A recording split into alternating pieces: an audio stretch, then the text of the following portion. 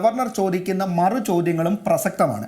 കാരണം ഗവർണർ ആദ്യം തന്നെ പറയുന്നുണ്ട്, ഞാൻ ഇതിനു മുമ്പ് പറഞ്ഞിട്ടുണ്ട്, ആരെങ്കിലും കരിങ്കൊടി കാണിക്കുന്നതിനെയോ അല്ലെങ്കിൽ ഈ ബാനറുകൾ ഉയർത്തുന്നതിനോടൊന്നും എനിക്ക് എതിർപ്പില്ല. ഞാൻ ഒരു തരത്തിലും പ്രതിഷേധത്തെ എതിർക്കുന്ന ഒരാളല്ല.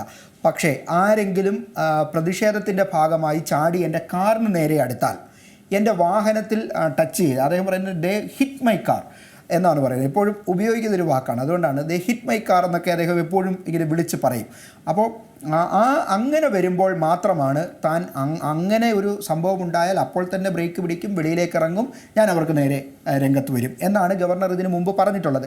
ഗവർണർ ഇവിടെ ആവർത്തിച്ച് പറയുന്നുണ്ട്, അവർ അവിടെ പ്രതിഷേധിക്കുകയല്ല ചെയ്തത്, അവരെൻ്റെ കാറിന് നേരെ പാഞ്ഞടുത്തു, എൻ്റെ കാറിൽ ഹിറ്റ് ചെയ്തു എന്നാണ് പറയുന്നത്. ആ സമയത്താണ് അദ്ദേഹം ഈ പറയുന്നത് പോലെ നിലമേലിൽ വെച്ച്, ഇത് MC റോഡിലാണ്, വലിയ തിരക്കുള്ള റോഡാണ്, ഈ പ്രദേശങ്ങളിലൂടെയൊക്കെ പോകുന്നവർക്കറിയാം ഇവിടുത്തെ തിരക്കൊക്കെ.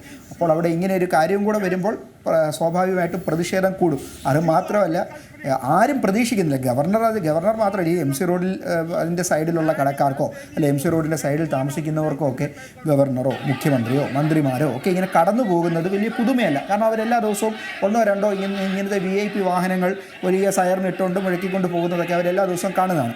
പക്ഷേ അതിലൊരാൾ വളരെ പെട്ടെന്ന് ഇറങ്ങി ഇങ്ങനെ സൈഡിലേക്ക് വരുന്നതൊക്കെ ആദ്യമായിരിക്കും. ഞാൻ പറഞ്ഞു വന്നത്, ഗവർണർ ചോദിക്കുന്ന ചില ചോദ്യങ്ങളുണ്ട്. മുഖ്യമന്ത്രിയുടെ വാഹനത്തിന് നേരെ ഇതുപോലെ ആളുകൾ പ്രതിഷേധവുമായി അടുത്തപ്പോൾ പോലീസ് കൈകെട്ടി നോക്കി നിൽക്കുകയായിരുന്നോ, അതോ അവരെ എങ്ങനെയാണ് പോലീസ് നേരിട്ടത്? ആ രീതിയിൽ നേരിടണമെന്നൊന്നും ഞാൻ പറയുന്നില്ല, പക്ഷേ എൻ്റെ വാഹനത്തിൽ ടച്ച് ചെയ്യാൻ അവരെ കൊണ്ട് പോലീസ് അനുവദിപ്പിക്കുന്നു എന്നുള്ള ഒരു ആരോപണം ഗവർണറുടെ ഭാഗത്തുനിന്നുണ്ട്. അത് മാത്രമല്ല, അദ്ദേഹം ഇതിനുശേഷം ഫോൺ വിളിച്ച്, എനിക്ക് തോന്നുന്നു കേന്ദ്രത്തിലുള്ള ആരെയോ വിളിക്കുകയാണ് അദ്ദേഹം, ഈ ആഭ്യന്തര മന്ത്രാലയം പറയുന്നുണ്ടായിരുന്നു, ആഭ്യന്തരമന്ത്രിയെ വിളിക്കും, പ്രധാനമന്ത്രിയെ വിളിക്കും എന്നൊക്കെ പറയുന്നുണ്ടായിരുന്നു. അപ്പോൾ ഇനിയും അവരുടെ ഏതെങ്കിലും സെക്രട്ടറിമാരെ വല്ലതും വിളിച്ച് സംസാരിക്കുക. അദ്ദേഹം അതിനകത്ത് പ്രത്യേകം പറയുന്നൊരു കാര്യമുണ്ട്, 10-17 പേരുണ്ടായിരുന്നു, 12-ലധികം പേരുണ്ടായിരുന്നു, 10-17 പേരുണ്ടായിരുന്നു. ഇവരാരും വന്ന ഒരു വാഹനം പോലും ഇവിടെ കാണാറില്ല. ഞാൻ മനസ്സിലാക്കുന്നത് ഇവർ പോലീസ് വാഹനത്തിൽ വന്നു, പോലീസാണ് ഇവരെ ഇവിടെ എത്തിച്ചത്. അതിനുശേഷം അവർ എനിക്ക് നേരെ പ്രതിഷേധം നടത്തി തിരിച്ചു പോകുന്നു. ചിലപ്പോൾ ഗവർണർ ധരിക്കുന്നത് ഒന്നുകിൽ അവർ സ്വന്തം വാഹനത്തിൽ വരണം, അല്ലെങ്കിൽ പോലീസ് വാഹനത്തിൽ വരണം. ഇതല്ലാതെ വാഹനം ഒന്നും നാട്ടിലില്ലേ എന്നുള്ള ചോദ്യമുണ്ട്. പക്ഷേ അദ്ദേഹത്തിന്റെ ആരോപണമാണിത്. ആരോപണം ഈ പറഞ്ഞതുപോലെ യുക്തിക്ക് നിരക്കുന്നതായിരിക്കും. ഒരു പ്രതിഷേധം ഓർഗനൈസ് ചെയ്യുമ്പോൾ, നമ്മളൊക്കെ ഈ പ്രതിഷേധങ്ങൾ കണ്ടവരും പ്രതിഷേധത്തിന്റെ ഭാഗമായവരും ഒക്കെ ആണല്ലോ പല കാലഘട്ടങ്ങളിൽ.